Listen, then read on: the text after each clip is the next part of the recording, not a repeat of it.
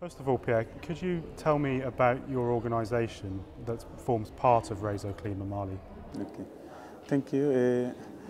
I'm actually working with a national NGO based in Mali called the Malifolke Centre. And the Malifolke Centre is really focusing on the promotion of renewable energy and environmental protection. So our main focus area is in these two domains. But our mission is really how to promote sustainable development, mainly for rural population in Mali, where we are mainly working. So we're also working on the political arena with the government, trying to influence the development policy and to make them more sustainable and more climate resilient. So this is mainly what we have been doing. But most of our work is really based in rural area.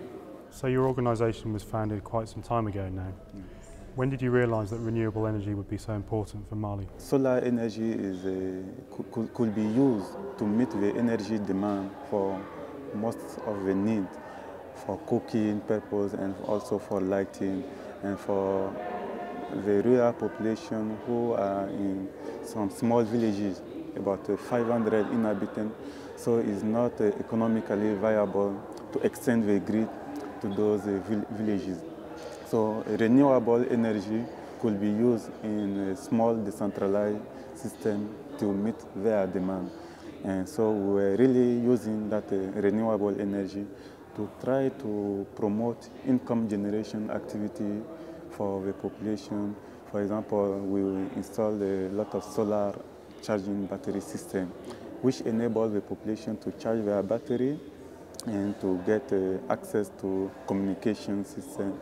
And also we electrify some health centers and schools. And solar and wind energy were also used to pump water underground, and which is used for gardening activity, and which is very important for women who are mostly involved in this activity. So energy is for us is a tool which enables us to help increase the resilience of the population. So renewable energy is providing people with opportunities that fossil fuels never did. Are you finding it easy to convince people of those benefits? Yeah, you see, the issue is the technology. The technology is sometimes very expensive because it is not a technology available in the country. So we need to import it. And so that's what makes it very expensive. But what the population needs is really the services. They don't actually need the equipment itself. So we are, with our partner, we are developing different approaches to provide these services to the population. So we work with private entrepreneurs who provide the services to the population.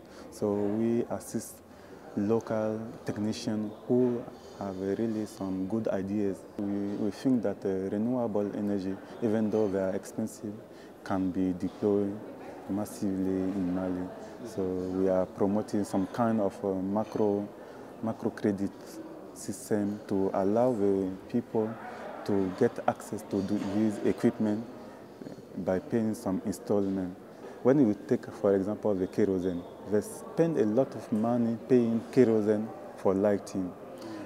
And if you sum up all the expenditure in 1 year, that could be used to pay, for example, a solar lantern system.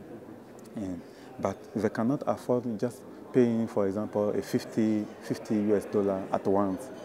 They cannot afford it. So with appropriate mechanisms, we can help the rural population to get access to this equipment, and which improve greatly their life and also contribute to reduce the greenhouse gases somehow. So, and this is what we call local action and global impact. So one of the successes you mentioned is convincing people of the benefits of renewable energy. Do you think this will be difficult to translate to other countries in the region and in Africa as a whole? No, not. It all depends on the approach that you are using. Because if you take the whole region of West Africa is really endowed in renewable energy. But it depends on the approach and the mechanism you use to support the deployment of this renewable energy. And if I say that the mechanism depends on how you can really help the population, facilitate access of the population to this technology, and this demand also some funding. And the funding is not always there to try